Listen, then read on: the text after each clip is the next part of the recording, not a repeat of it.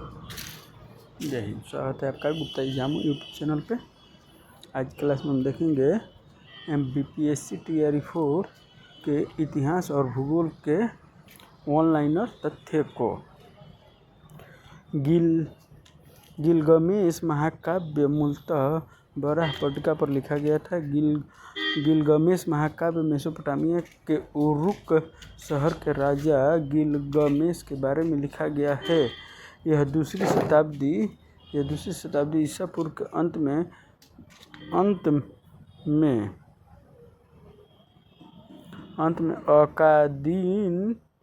अकादीन में लिखी गई एक महाकाव्य कविता थी।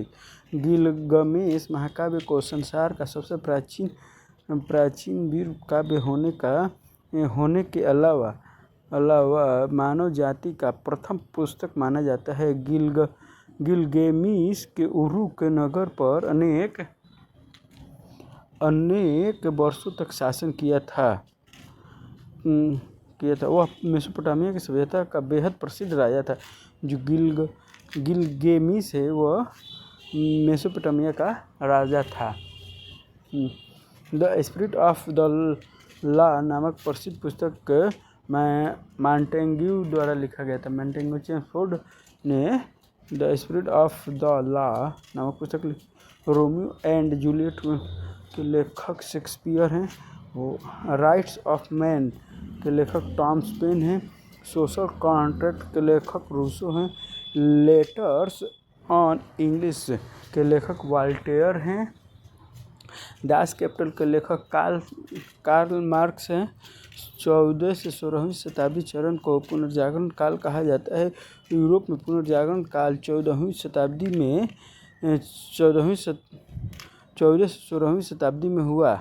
भारतीय पुनर्जागरण का जनक राजा राम मोहन राय को कहा जाता है। राजा राम मोहन राय ने फारसी में एक पुस्तक तोहफात उल मुहद्दीन एकेश्वरवादियों को उपहार लिखी। तोहफात उल मुहद्दीन का अर्थ एकेश्वरवादी को उपहार होता है। राम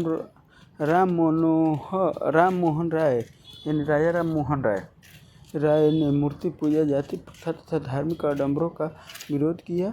पुनर्जागरण का प्रारंभ इटली के फ्लोरेंस नगर से माना जाता है। दांते को यूरोप के पुनर्जागरण का अग्रदूत माना जाता है।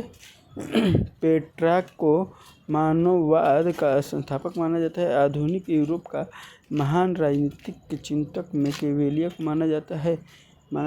The wealth of Nations Adam Smith की रचना है। यह पुस्तक द वेल्थ ऑफ नेशंस पुस्तक 1776 ईस्वी में प्रकाशित किया गया। एडम स्मिथ अर्थशास्त्र का जनक है। एडम स्मिथ को अर्थशास्त्र का जनक माना जाता है। द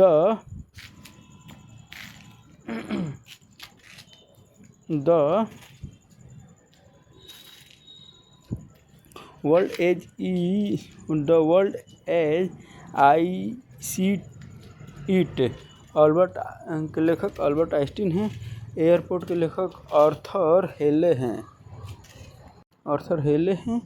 प्राइस ऑफ पावर के लेखक सैमुअल हर्श हैं। एशियन ड्रामा के लेखक गुन्नार मिडरल हैं। All is well that ends well के लेखक शेक्सपियर हैं। ग्रेट ट्रेजेडी के लेखक Z.A. भुट्टो हैं। महात्मा गांधी रोमेन रोनाल्ड के लेखक है। द प्रिंस के लेखक मैकियावेली हैं। और महात्मा गांधी के लेखक रोमेन रोनाल्ड है। राजनीतिक अर्थशास्त्र और कराधान का सिद्धांत डेविड रिकार्डो ने लिखा है।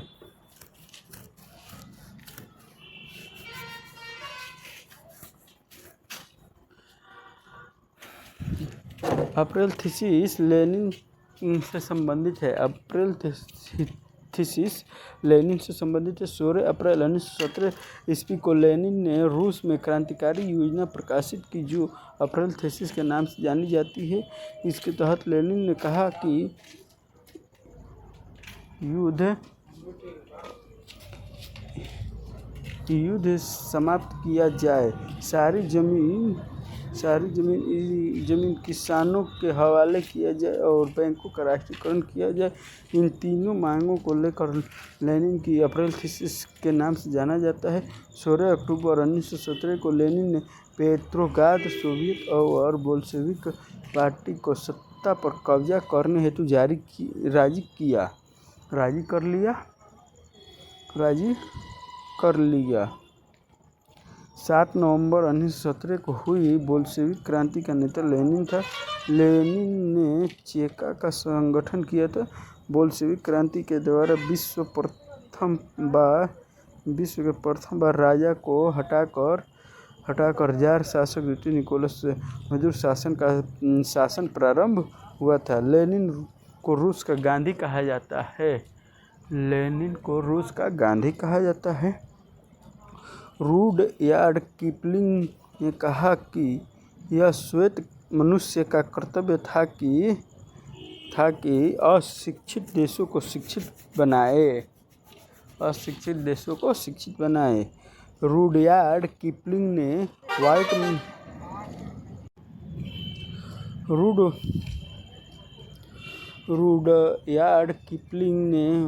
मैन बर्डन कविता में इस अंश का उल्लेख है। रुडयार्ड किपलिंग का विचार था कि विक्टोरियन इंग्लैंड सभ्यता और संस्कृति के शिखर का प्रतिनिधित्व करता है। इस सभ्यता और संस्कृति को दुनिया में प्रचार प्रसार करना और गैर श्वेत व्यक्तियों के जीवन भर को बेहतर बनाना एक अंग्रेज का कर्तव्य था। रुडयार्ड किपलिंग का व्हाइट मैन्स बर्डन परिकल्पना वस्तुतः औपनिवेशिक विचार से प्रभावित था। यूरोपियन देशों के द्वारा एशिया, अफ्रीका और लैटिन अमेरिका महादेश में शोषणमूलक अमानवीय प्रवृत्ति को किपलिंग औचित्य सिद्ध करने का प्रयास किया था।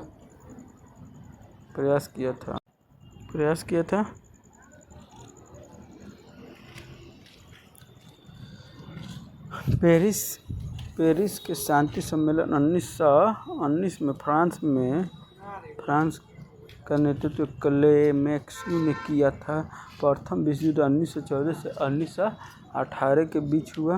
प्रथम विश्व युद्ध का तत्कालीन कारण 28 जून 1914 ईस्वी में सेराजेवो में ऑस्ट्रिया के युवराज फर्डिनेंड और उनकी पत्नी की हत्या करना था।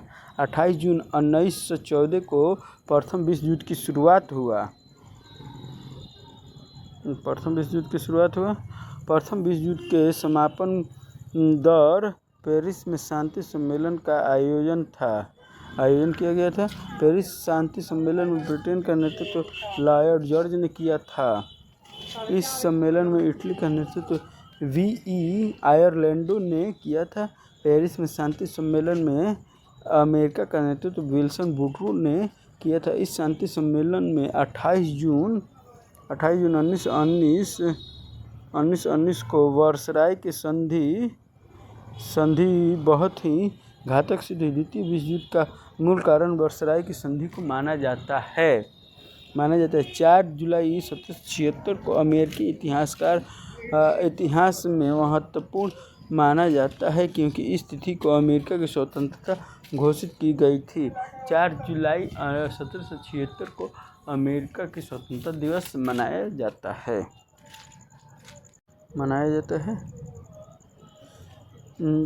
अमेरिका स्वतंत्रता संग्राम 1775-1783 के मध्य चलाया गया। 4 जुलाई को अमेरिका का स्वतंत्रता दिवस मनाया जाता है। संयुक्त राज्य अमेरिका ने द्वितीय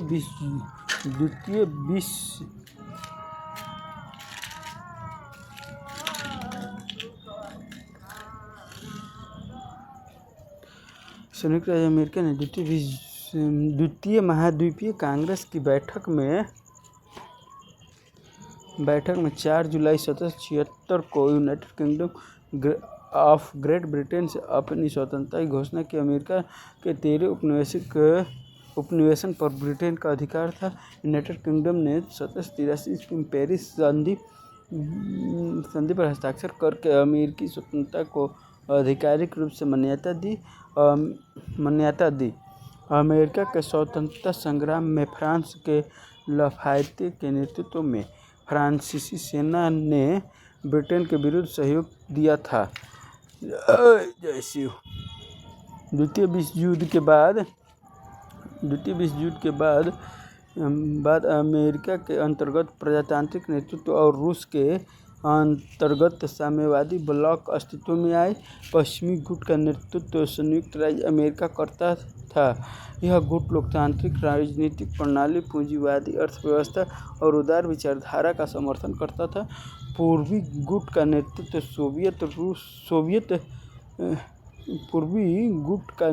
सोवियत संघ करता था। यह गुट साम्यवादी राजनीतिक, सामाजिक और आर्थिक स्वतंत्रता को बढ़ावा देता था। द्वितीय विश्व युद्ध के बाद संयुक्त राज्य अमेरिका और सोवियत संघ दो महाशक्तियों के रूप में उभरे। इस वजह से दुनिया में द्विध्रुवीय व्यवस्था का जन्म हुआ। इससे शीत युद्ध का शुरुआत हुआ। 26 दिसंबर 1991 को यूएसएसआर के विघटन के साथ समाप्त हुआ। अमेरिका और रूस दोनों महाशक्तियों ने विश्व के विभिन्न महाद्वीपों में अपनी शक्ति और प्रभाव को विस्तार देने के लिए विभिन्न राष्ट्रों को अपने गुट में शामिल किया। उनके साथ सैन्य सहयोग के लिए समझौते किए, जिससे प्रादेशिक संगठनों का विकास हुआ। यथा उत्तरी अटलांटिक संधि संगठन 4 अप्रैल 1949 को बनाया। नाटो, जिसे अमेरिका ने पश्चिमी यूरोप के राष्ट्रों के साथ संधि कर गठित किया। 14 मई 1955 को सोवियत संघ और पूर्वी कई देशों के बीच वर्सा संधि द्वारा एक राजनीतिक और सैन्य संगठन की स्थापना किया गया। इटली में कला और साहित्य को प्रोत्साहन करना, पुनर्जागरण का सबसे एक महत्वपूर्ण योगदान की स्थापना करना था। इटली में चित्रकला में Leonardo da Vinci, Michael Angelo और राफेल का अत्यंत महत्वपूर्ण योगदान है।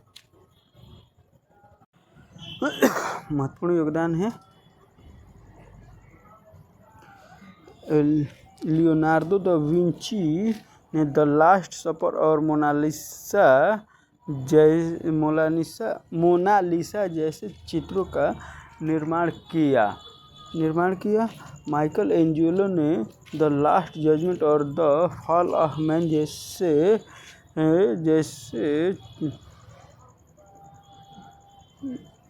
जैसे चित्रों का चित्रांकन किया। राफेल का चित्रों में जीसस क्राइस्ट, माता मैडोना का चित्रण किया। इटली में महत्वपूर्ण साहित्यिक उपलब्धियों में है दांते का डिवाइन कॉमेडी, मैकियावेली की द प्रिंस, बोटेरो का the reason of state, Castiglione का the book of the courtier आदि शामिल है। इतिहासकार जेकब बर्कहार्ट ने the civilization of the renaissance in Italy में व्यक्तिवाद को नई चेतना के एक पहलू को बताया, व्यक्ति के विकास के रूप में देखा। उन्होंने इसके लिए इतालवी नगर राज्यों के भौतिक जीवन और राजनीतिक संस्कृति को जिम्मेदार माना। इसके तहत व्यक्ति के व्यक्तित्व और उनकी निजी उपलब्धियों को मान्यता दी। मैकियावेली जैसे लोगों का कहना था कि प्रतिष्ठा की चाहत पूरी तरह मानवीय गुण है। पुनर्जागरण का प्रारंभ इटली के फ्लोरेंस नगर से माना जाता है। इटली के महान कवि दांते को पुनर्जागरण का अग्रदूत माना जाता है। दांते के पुनर्जागरण की भावना को प्रश्रय देने वाला दूसरा व्यक्ति पेट्रॉक था। फ्रांसेस्को पेट्रॉक इटली में मानववाद का संस्थापक माना जाता है। आधुनिक राजनीतिक दर्शन का जनक मैकियावेली को कहा जाता है। पुनर्जागरण की भावना की पूर्ण अभिव्यक्ति इटली के 3 कलाकारों की कृतियों में मिलती है। ये कलाकार Leonardo da Vinci, Michael Angelo और राफेल है।